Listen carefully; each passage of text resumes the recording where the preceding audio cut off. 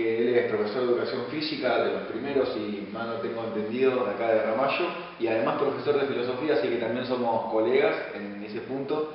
Y bueno, nuestra idea es que nos puedas comentar un poco dónde estudiaste, sobre todo en Ramallo, tus años de primaria, secundaria, y ya sigue la parte de secundaria y dedicada a la docencia, dónde has estado, dónde has trabajado, y bueno, alguna anécdota si tenés seguramente para comentarnos, y sobre todo un mensaje a los chicos que, bueno, muchos están estudiando para ser docentes, y bueno, la idea es escucharte a vos en realidad, Omar. Así que no sé dónde has comenzado. Cuando yo comencé no existía el jardín de infantes, es decir, en la niñez. Yo era de acá de Villa Ramallo, en una quinta vivía, y lo más cerca que me quedaba era la escuela 6, que era más o menos unas 7 cuadras. Así que había que ir, no había colectivo escolar, así que había que ir todos los días caminando y vuelta caminando. La escuela 6 es una escuela hermosa, yo tuve una promoción, unos compañeros increíbles y muy buenos maestros. Y después, cuando llega el momento llegabas a 6º grado y bueno, ahí tenías que definir. Y aquí en Ramallo, en Villa Ramallo, no había escuela secundaria. Sí estaba el instituto secundario, que era en Ramallo Pueblo. Entonces, las mami se reunían, ya se reunían las mami también, y empezaron a ver qué hacemos con estos chicos. Y entonces dijeron, para que se tomen el colectivo y vayan al pueblo, que se tomen el colectivo y se van al colegio Don Bosco de San Nicolás. Y bueno, y ahí fuimos con un grupito que éramos 3, estaba Beto Pacchioni, que ya nos dejó, Héctor Bernardo y yo. Y entonces todas las mañanas a las 6:30 a tomarse el Progreso, y por el camino de tierra, por la 1001, pasábamos por la antigua Sánchez, General Sabio, y de lunes a viernes hacíamos lo mismo. A la vuelta tomábamos el colectivo a la 1 de la tarde de regreso. ¿Era un colectivo de línea, no era un escolar? El Progreso. Famoso Progreso. El famoso Progreso que venía de San Pedro. Pero íbamos por la 1001, que era toda de tierra, como todavía está. No existía el camino de la costa. Entonces, cuando llovía, el colectivo tardaba mucho y daba la vuelta todo por la ruta 9, que en ese momento no era autopista. O sea que era todo, ¿viste? Un día de lluvia te demoraba y 1 hora y cuarto, 1 hora y media llegar a San Nicolás. ¿Y allá en el colegio de Don Bosco la formación era de magisterio? No, era de bachiller. En ese momento se llamaba bachillerato. La formación, una formación muy buena. Tenían muchos sacerdotes como profesores, y algunas materias que ellos no podían dar la daban profesores de ahí de San Nicolás, muy buenos profesores que había en ese momento. Era una enseñanza muy rígida, a nosotros nos hizo bien, y otra de las cosas así que a lo mejor ahora no se podría llegar a hacer, nosotros todos los días teníamos misa. Es decir, de lunes a viernes teníamos una misa después del recreo de 9:30, una pequeña misa que era media corta porque no se hacía la homilía y entonces se cortaba. Y en esa misa, por supuesto que más allá del respeto, también nos llevábamos unos apuntes y repasábamos mientras el sacerdote daba la misa, ¿viste? o nos íbamos al confesionario con el libro, y en ese momento de respeto nosotros estudiábamos en la materia siguiente que se nos venía. Ahí en ese colegio, yo estuve los 5 años, conozco a un profesor de educación física que se llamaba Tito Franzoia, Luis Franzoia. Él era de San Pedro y viajaba desde San Pedro a San Nicolás para dar clases los martes y los sábados a la mañana. ¿Cursaban los sábados a la mañana también? Sábado a la mañana se daba educación física. Y entonces, como yo me iba en el colectivo el sábado a la mañana, a la vuelta, en su última hora, él nos traía y nos dejaba en la ruta lo que era la rotonda. Nos dejaba en la rotonda y nosotros después de ahí o nos iba a buscar algún papá, o si no, nos veníamos a dedo hasta acá. A él le debo que me hiciese o me empujara a estudiar educación física. ¿Cómo fue esa decisión? ¿En charlas con él? ¿En alguna recomendación? ¿A vos te gustaba de chico? A mí me gustaba. Yo tenía cierta llegada a esa área, vamos a llamarla. A mí me encantaba todo lo que era también anatomía. Y entonces él me estuvo empujando, porque cuando en el último año me llevó a visitar el profesorado,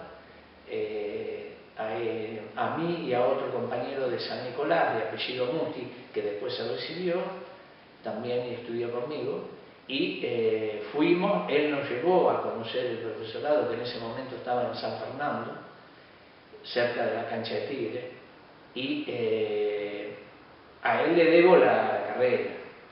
Por supuesto que cuando yo dije que iba a estudiar educación física en mi casa, te podés imaginar, en esos años, estamos hablando de los años 63, 64, y un poco más también, ya nos estaban diciendo que vas a estudiar educación física. Pero ¿para qué? Si eso para lo único que te va a servir es para jugar. Y no entendían, o sea, nunca entendieron. Lo entendieron después, pero ya habían pasado 20 años. Claro. ¿Y acá no había ningún profe de educación física? No había ningún profe de educación física. El único que trabajaba acá, que trabajó en esta escuela mucho tiempo, fue Raúl Rossi. Raúl Rossi no era profesor, era sí técnico de básquet de San Pedro, y él había, como tenía título secundario, él había tomado las horas de educación física de escuela técnica y escuela media, y entonces el único que conocíamos nosotros y teníamos como referencia era Raúl. Muy buena persona. Así que en tu casa estaban un poco en desacuerdo, pero vos decidiste como ir por tu pasión de igual forma. La vida es mía y yo con la vida hago lo que quiero. Es decir, fue un poco eso. Yo quiero hacer esto. Ellos tenían otro proyecto para mí, u otra cosa que yo no compartía, no quería. Claro. Por eso, si yo le tengo que decir hoy a los chicos que están estudiando o van a iniciar una carrera, lo primero que les voy a decir es: haz lo que te gusta, no lo que te reditúe, no lo que te dé un mejor nivel de vida. Haz lo que te gusta, así sea lo más sencillo y lo más simple, porque después la vida es larga y vos te aburrís o no te gusta lo que haces y lo haces mal. Entonces lo único que le diría yo a un adolescente, o le he dicho, o le digo a mis nietos, le dije a mis hijos: no, hacé lo que te gusta, estudiá lo que te gusta. No lo pienses en valores, pensá en otro tipo de valores que te va a dar aquello que vos vas a poder llevar a cabo con alegría y levantarte a la mañana con ganas de ir a trabajar y no con ganas de quedarte a dormir. Es decir, eso es algo que indudablemente se lo repito a mis hijos ahora para que se lo llegue a decir a sus hijos también, porque la vida es larga y si no te gusta vas a estar mirando el reloj enseguida a ver cuánto falta para terminar esta hora de clase, porque se hace pesado. Yo he tenido compañeros de la docencia que no les gustaba lo que hacían y no es lindo vivir entre comillas infeliz. Claro. ¿Vos priorizaste la felicidad, A mí me gustaba ese eso. gusto tuyo, esa pasión? A mí me gustaba eso. ¿Y a dónde te fuiste a estudiar? Bueno, rendíamos en ese momento, eran muy escasos los lugares que había. Había Santa Fe, Córdoba, Mendoza, Tucumán y Buenos Aires. En Rosario todavía estaba el instituto, pero era provincial, lo que hacía de que los lineamientos curriculares eran distintos de lo que pasaba en la provincia de Buenos Aires o la Nación a lo que pasaba en Santa Fe, y podía llegar a ser alguna complicación el día de mañana, que después no fue así. Entonces se ingresaba por un examen, éramos muchos porque venían de todo el país. Yo he tenido compañeros de Ushuaia, he tenido compañeros de Jujuy y de Misión. Y esos de Misión en Ushuaia venían en marzo, se iban 15 días en julio y después volvían nuevamente a su terruño en diciembre, después de rendir. Yo lo tenía cerca, gracias a Dios, podía viajar todos los fines de semana. En ese momento yo jugaba al fútbol y el club me daba lo que valía el boleto para que yo viajara ida y vuelta del viernes y volviese el día domingo o lunes a la mañana. Y los lunes a veces me iba en ese momento había mucho transporte de camiones, por Siderar, por un montón de fábricas que había en ese momento, y entonces yo tenía un grupo de gente conocida que viajaba los lunes a la madrugada y lo más probable que 3, 4 de la mañana salíamos para Buenos Aires con los camioneros de Leontón y con los camioneros en ese momento que llevaban bobinas a Buenos Aires.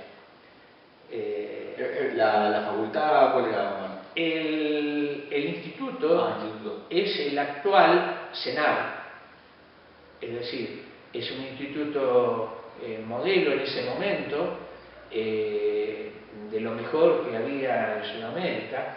He tenido la oportunidad de conocer Brasil y Uruguay, Colombia, los institutos por distintas relaciones después, y nos dábamos cuenta que nosotros teníamos uno de los mejores institutos, que es el actual CENAR.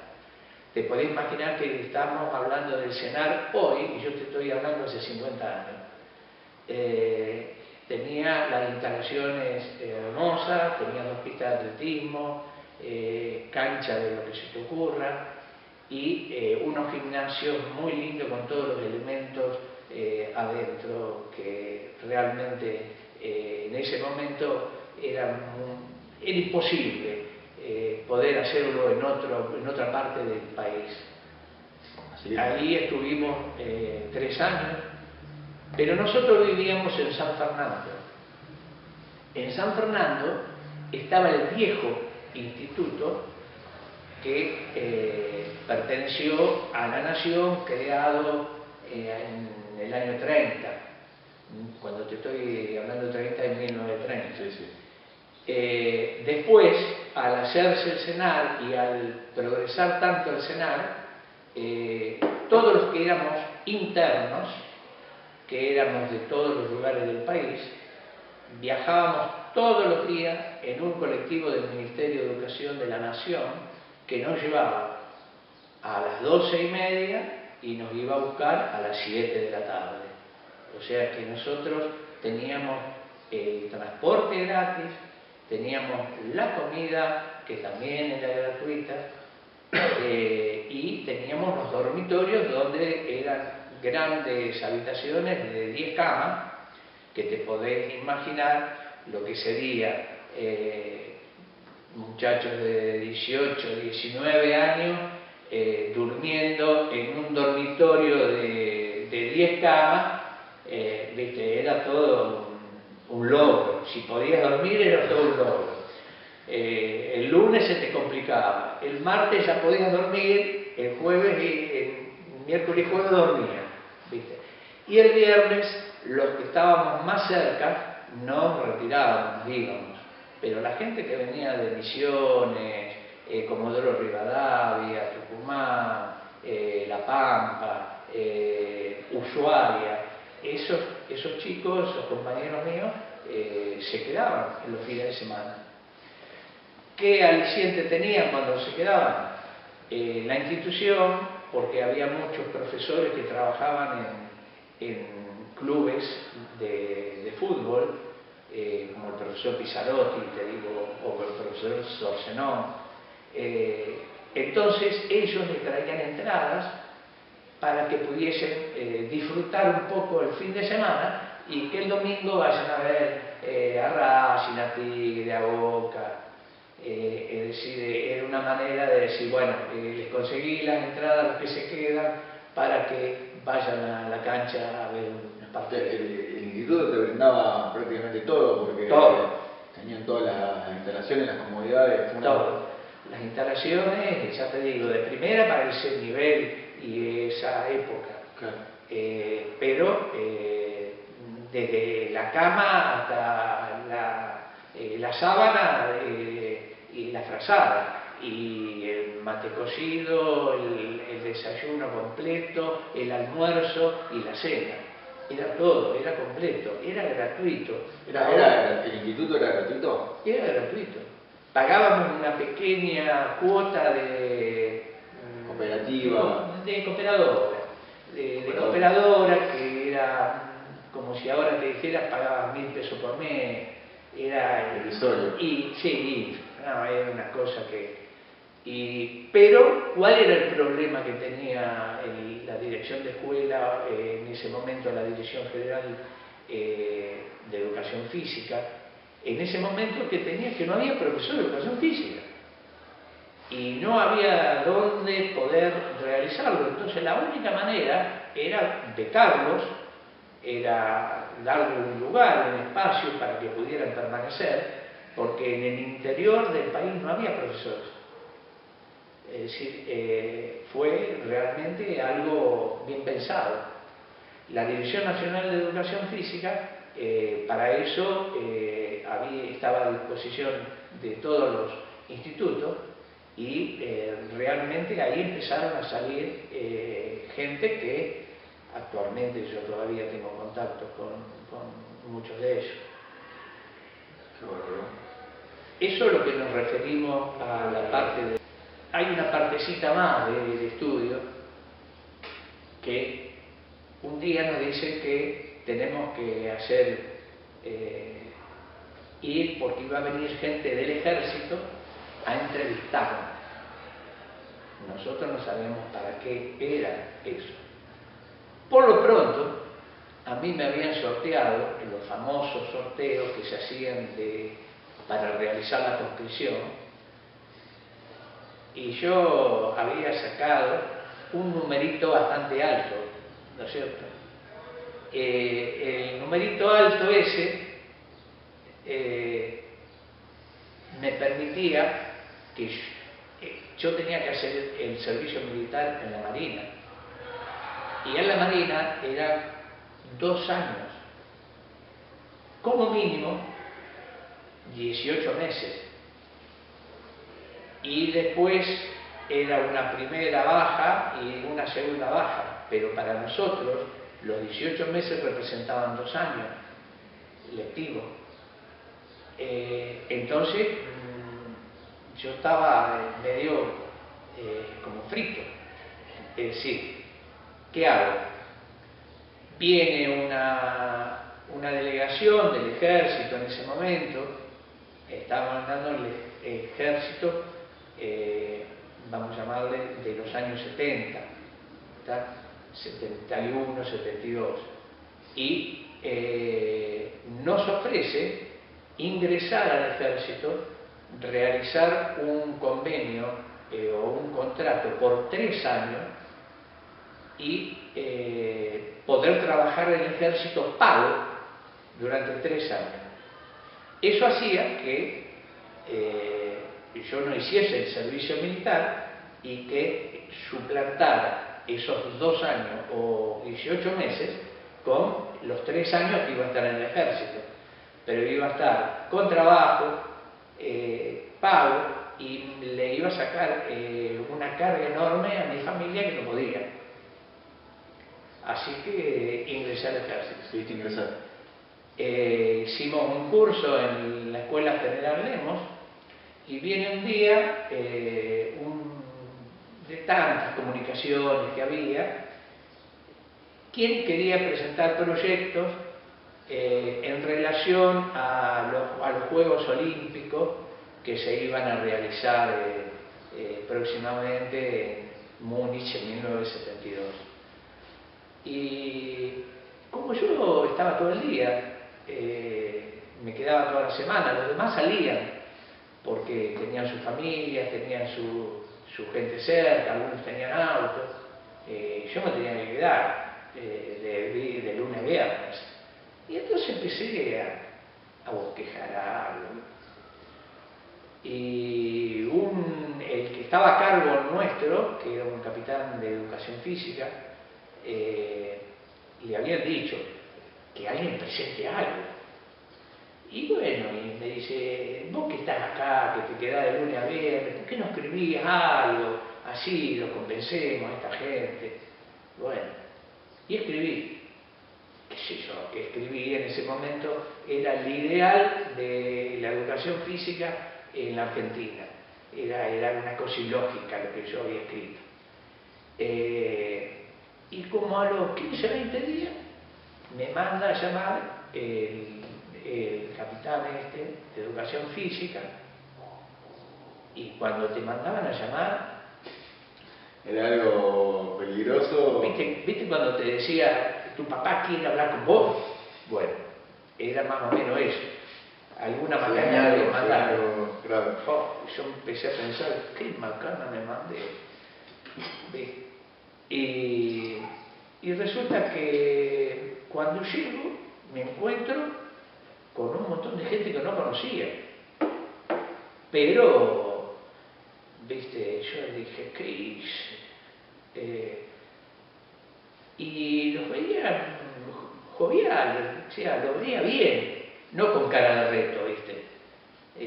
Y no me dijeron usted. Y eso fue una señal, porque si no te decían, usted, su teniente, te estaban retando. Me dijeron, vení, sentate. Digo, un trato amable. No, y digo, ¿qué pasó acá? No sabés cómo venía la mano. Y bueno, y uno de ellos me dice, te felicito. Y yo no sabía por qué. Porque de esto que yo había escrito, había mandado, había pasado como un mes y pico. Bueno, dice, te tenemos que dar la grata noticia que el 8 de agosto partí para Alemania. Yo no entendía nada. ¿Viste?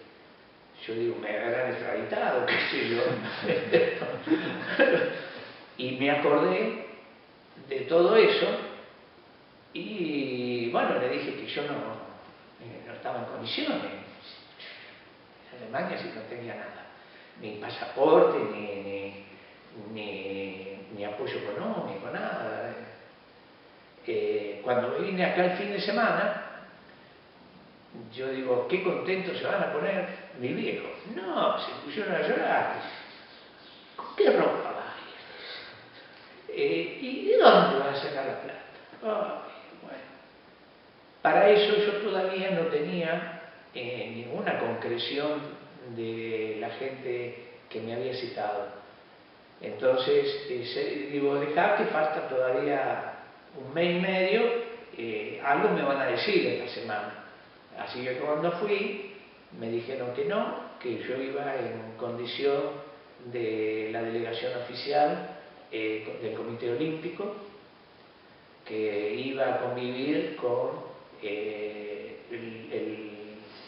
la delegación olímpica, que me iban a dar desde el uniforme, de la zapatilla, el saco, la corbata, porque en ese momento saco, corbata, pantalones, jeans, bueno, me iban a vestir hasta bolso y a su vez un viático diario acorde con lo que le daban a cualquier oficial que estuviese en el exterior. Hoy diríamos, te daban dólares. Aparte de eso, el viaje, por supuesto, con la delegación, así que salimos el 8 de agosto del año 1972 y volvimos después del 15 de septiembre, a raíz de que fue muy conocido esa época por la famosa, el famoso atentado a los deportistas israelíes, que sucedió a muy cerca de donde estábamos nosotros, a una cuadra y media, porque la Villa Olímpica era una especie de barrio cerrado de 7 pisos, y entonces cada país estaba en distintos edificios. Nosotros estábamos, como era por abecedario, nosotros estábamos de la I, muy cerca, una cuadra y media. No notamos nada, no nos dimos cuenta de nada, pero ahí se desarrolló uno de los atentados más graves y más emblemáticos de lo que fue el terrorismo. Ahí murieron 11 deportistas israelíes y nosotros estábamos muy cerca. Eso de lo malo, vamos a llamarle, de lo que te puede haber pasado. En los Juegos Olímpicos nosotros teníamos libre acceso a todos los estadios. Teníamos una especie de ticket, de distintivo, donde podíamos andar libremente en todos los estadios a la hora que fuese. Dentro de la Villa Olímpica había 24 horas de restaurantes, es decir, que a la hora que llegaba íbamos a comer algo. Por supuesto que habíamos conformado un grupo, porque éramos 6 de todo el país y había uno de cada instituto. Y entonces yo tenía gente conocida de Mendoza, de Santa Fe, de Tucumán, de Misiones, y funcionábamos como equipo, como grupo. Íbamos a todos los torneos, vamos a llamarle los distintos torneos que se hacen dentro del deporte olímpico. Así que muchas veces íbamos a ver voleibol, otro día íbamos a ver atletismo, gimnasia deportiva, pero normalmente nos movíamos dentro de las áreas deportivas, íbamos de a 2, de a 3 y nos hicimos muy amigos, y después de estar más de 30 y pico de días conviviendo, indudablemente nos quedó siempre ese recuerdo y la juntada que hacíamos cada tanto. Los Juegos Olímpicos de Múnich son recordados por ese atentado, pero sin embargo hay ciertos deportistas que fueron elite, como Mark Pitt, que fue el primer deportista que ganó 7 medallas olímpicas. Todos los juegos taparon a lo mejor los éxitos de los deportistas, porque el atentado fue lo que causó más conmoción en todo el planeta. En esos días del atentado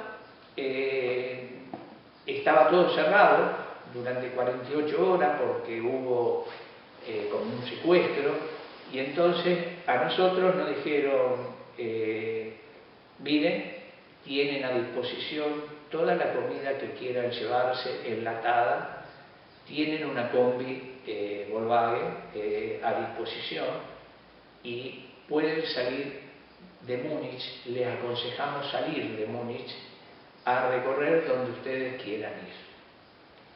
El conductor que teníamos nosotros, que era muy hábil, que era un profesor ya con unos años, le dice, ¿qué le parece si nos vamos a Italia? Te podés imaginar, a los 21 años, te digan, vamos a Italia. Nos mirábamos entre nosotros, pero nadie tenía un peso. No se haga ningún problema. Los alemanes nos dan todo. Así que nos llenaron las heladeritas portátiles de latas, de comestible, de todo. Nos dieron todo el combustible que hiciese falta para recorrer. Así que estuvimos en Florencia, en Venecia, Verona, todo el norte de Italia, y cuando habíamos dispuesto ya a salir para Roma, llegó la noticia de que todo se había solucionado. Podría haber tardado medio día más. Pero hicieron un tour bárbaro. Claro, hicimos algo que era impensado para nosotros. Así que nos volvimos, también estuvimos una noche en Innsbruck, y volvimos nuevamente a Múnich, ya con todo solucionado, el problema del terrorismo. No había sido fácil todo, nadie nos contó nada, nadie contaba nada, no había ningún diario alemán que dijera nada, estaba todo muy oculto. Yo recién después de años terminé de darme cuenta cómo fue por una película que se llama 21 horas en Múnich, que es un documental de todo lo que pasó, pero fueron 10 años después. Me imagino, bueno, más allá de esto, la alegría tuya cuando llegaste acá para contarle a tu familia todo lo que habías recorrido. Increíble. No me hablé. El problema era que yo era todavía, entre comillas, estudiante, pero recorrí todas las escuelas de Ramallo. Gracias a Dios, aquella que había sido mi maestra, indudablemente me dijeron, ¿podés venir a dar una charla? ¿Cómo no iba a ir? Si era mi escuela. Así que... Mientras seguías estudiando acá ya a la vuelta, el lunes a la mañana, el viernes a la mañana tenemos, y entonces yo ahí en Alemania había comprado viste que venían en ese momento unas pequeñas fotitos que se pasaban, no video, sino cuadro a cuadro. Entonces había comprado de esas fotitos, y una de las máquinas que tenía, una de esas Kodak, reflejaba todos esos momentos de los Juegos Olímpicos. Entonces le pasaba a los nenes que en estos momentos deben tener 60 años, ¿viste? Y le pasaba a los nenes y le explicaba cómo eran los Juegos Olímpicos, que había que explicarlo. No teníamos todavía televisión. Y la televisión era en blanco y negro, se veía poco y nada, no es como ahora que hay una comunicación que la tecnología te ha llevado a estar al instante enterado de lo que pasa. Eso llegaba, pero a lo mejor llegaba a la semana, o peor todavía, ¿viste?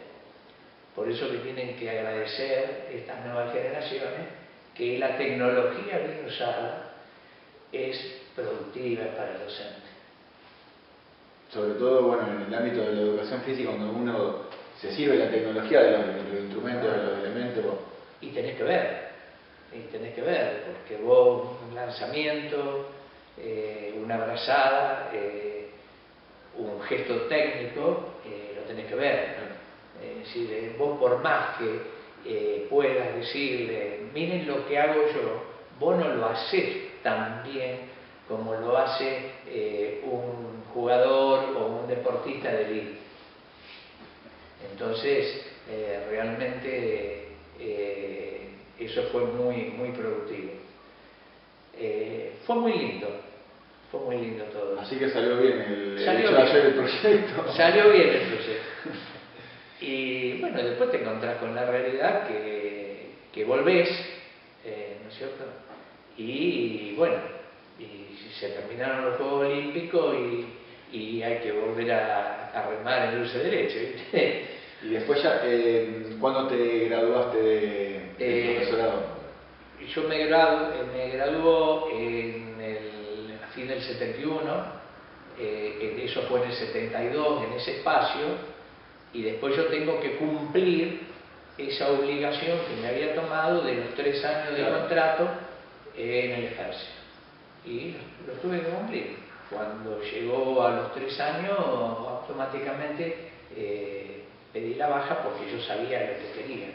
¿Y que viniste así a ejercer la profesión? Y ahí me vine a Ramallo. Entonces, a fin del 74, me vine para Ramallo. Yo ya empecé a trabajar en las piletas.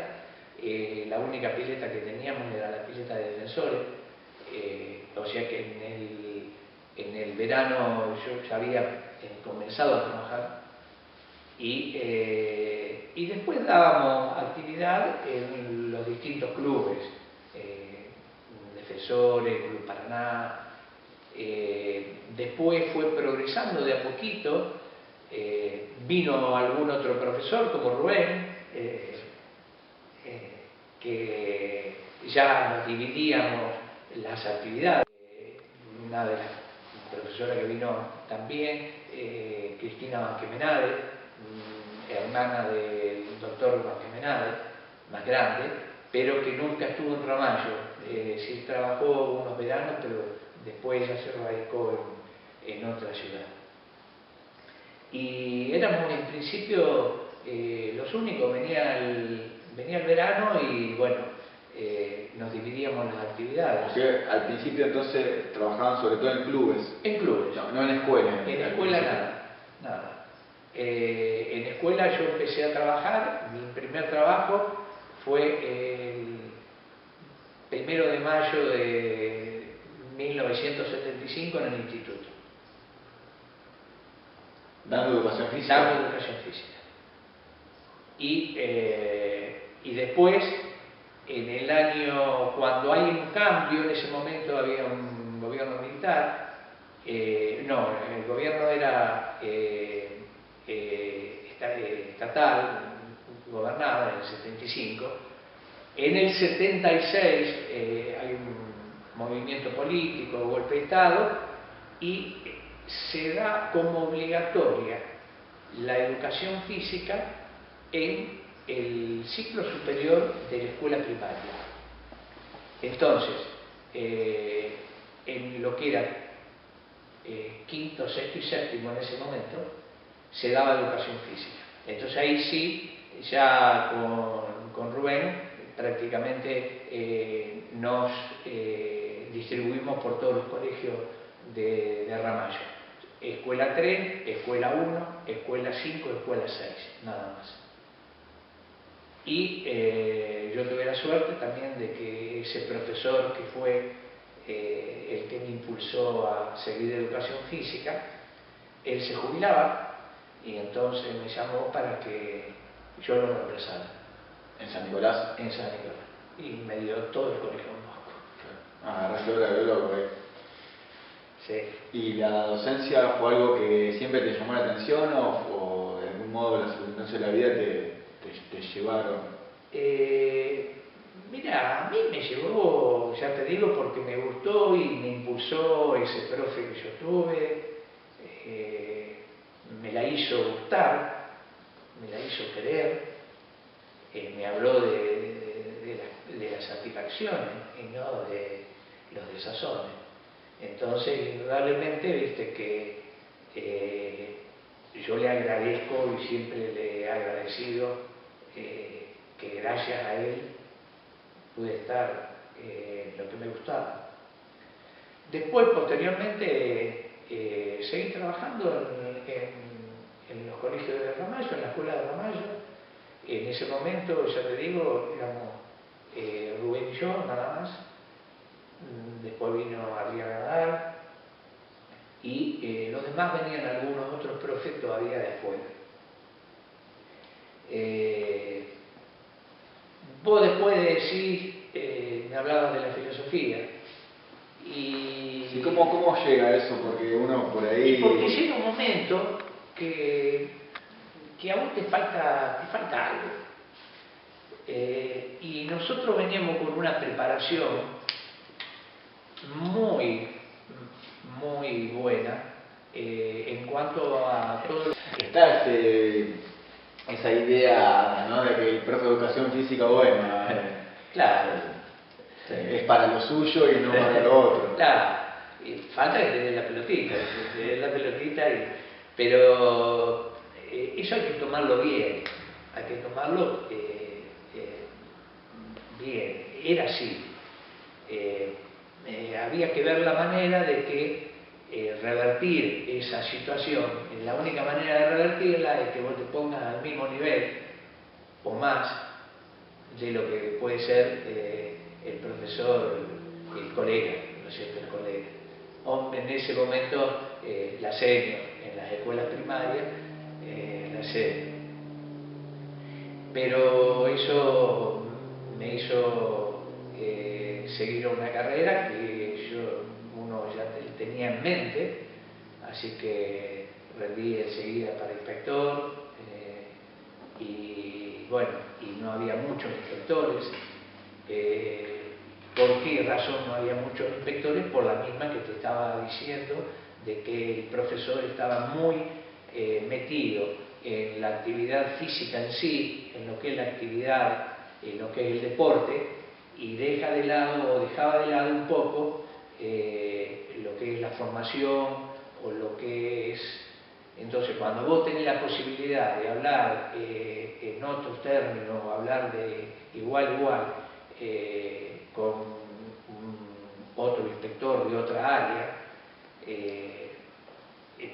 vas un poco señalando, mirá, yo estoy al mismo nivel tuyo. Claro. Vos eras inspector del área de educación física. Del área de educación física, pero si bien era el área de educación física, vos estás en constante relación con el resto del cuerpo de inspectores. Claro. Bueno, y después de ahí estuve acá un tiempo, después estuve a Pergamino a cargo de la región, después las regiones cambiaron, se fueron haciendo más grandes, había que recorrer Colón, Rojas, Salto, Arrecife, San Nicolás, Ramallo, San Pedro.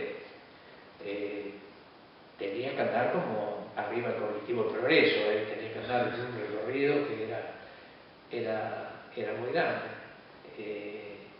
Y aparte de eso, la movilidad.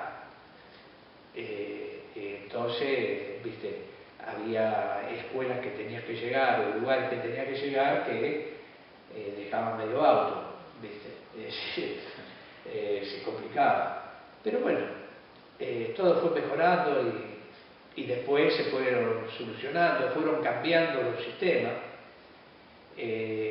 pero me parece que ahora los profesores de hoy y los inspectores de hoy, gracias a Dios, tienen mejores lugares para estar. No tenías oficina, no tenías lugares, tenías que pedir en alguna escuela que te dieran un espacio. Eso se fue solucionando con el tiempo y ahora yo pienso que el cuerpo de inspectores tiene sus espacios. Y con respecto a la docencia, ¿ves también ese progreso, el cambio, cómo lo notas? Yo no quiero salir del área, vamos a llamarle, del área de educación física. Sí. Dentro del área de educación física, la formación de los profesores en los últimos 20 años, 25 años, ha cambiado. El profesor está más fuerte, podemos decir, en el área teórica. Es decir, ha cambiado eso de que únicamente eran actividades netamente prácticas. Intelectual, por así decirlo, ya la parte física lo tenían mucho físico. Es decir, antes la preparación del profesor de educación física era pura y exclusivamente técnica. Es decir, vos, por ejemplo, la gimnasia. Tenías gimnasia, pero vos tenías que ejecutar la gimnasia. Es decir, si vos no ejecutabas la gimnasia, por más que vos fuese un muy buen docente y le explicaras al alumno los movimientos, cómo tiene que poner los brazos, las manos, las piernas, no era suficiente. Era todo muy deportivo. Miren lo que hago y ustedes traten de imitar el movimiento. Pero le faltaba la pata esa educativa, pedagógica. También le faltaba un poco de lo que era la psicología y la filosofía. Es decir, uno se daba cuenta que eso no estaba. Claro. Entonces decidí, se abre el profesorado en la Escuela Normal de San Nicolás, se abre el profesorado de Filosofía, Pedagogía y Psicología, porque estaba cerrado por las disposiciones que había puesto en su momento la parte de la tiranía, la parte del año 76 al 82, y entonces se vuelve a reabrir el profesorado, y estando en San Nicolás, en el Colegio Don Bosco, hablando me dice un director que teníamos: ¿y a vos qué te gusta eso? ¿Por qué no te enganchás y te ingresás? Pero viste, yo soy de Ramallo. Y bueno, fui a averiguar y bueno, me interesó, me gustó, lo conversé con mi familia y les dije que iba a seguir, que era una carrera.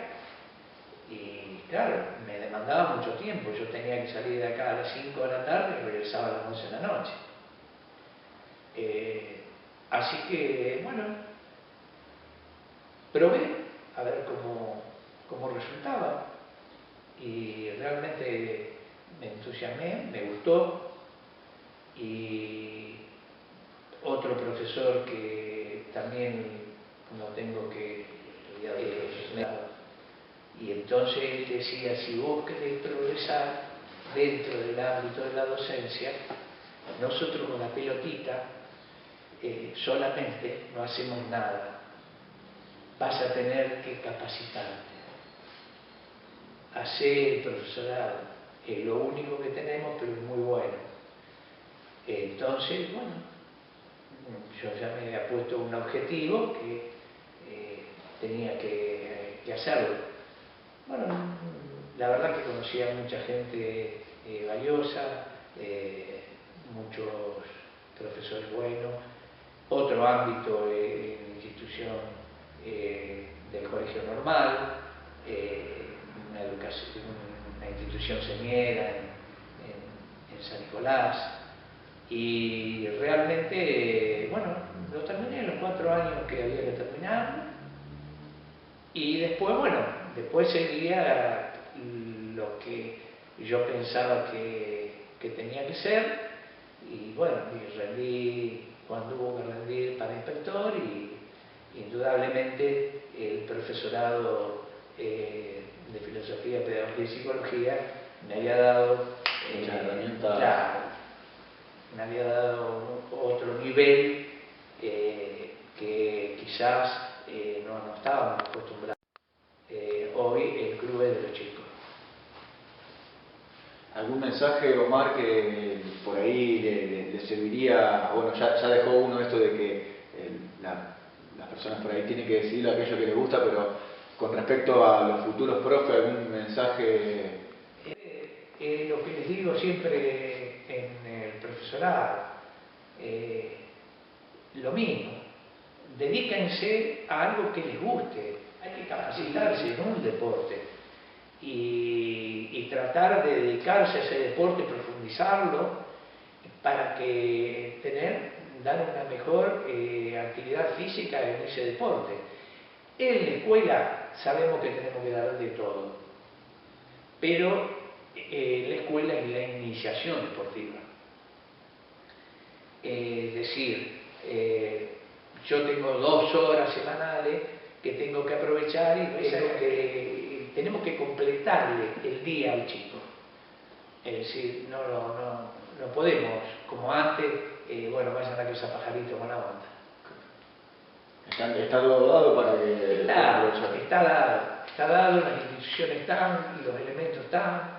Entonces hay que decirle al papi que manden a los chicos al club. Manden a los chicos al club, al CEF. El CEF tiene unas lindas instalaciones, ya sea en Ramallo, en Villa Ramallo, en Permillán. Entonces hay que aprovechar esas instalaciones y hay que darle como si fueran alemanes, dijera un amigo mío, como si fueran alemanes, hay que decirle, no, vos esta tarde, ¿a qué vas? ¿A básquet, a voleibol? ¿Qué vas a hacer? Esto. No, elijan un deporte, porque el progreso en esta área se va a dar en una actividad. Es decir, antes nosotros teníamos que hacer todo. Con Rubén, ¿vos qué vas a dar? Voleibol, bueno, me llevo la clase de voleibol, yo me voy a dar atletismo. Es decir, ¿por qué? Porque no había. Ahora tienen la facilidad de que ellos tienen que actividades en toda la recreación en la escuela primaria y después ya hay algún deporte en la escuela secundaria, de acuerdo a los diseños curriculares. Y nuestros clubes han progresado mucho. Pienso que tendría que haber más chicos en los clubes. Tendría que haber más chicos en los clubes. Indudablemente es un periodo complicado a veces, pero tenemos no se enojen cuando el nene dice, ¿me dejás ir a voleibol? ¿O me dejás ir a básquet? No, hay que llevarlo, porque ahí va a aprender y aparte de eso va a fomentar su necesidad de movimiento. Buenísimo. Muchas gracias, Omar.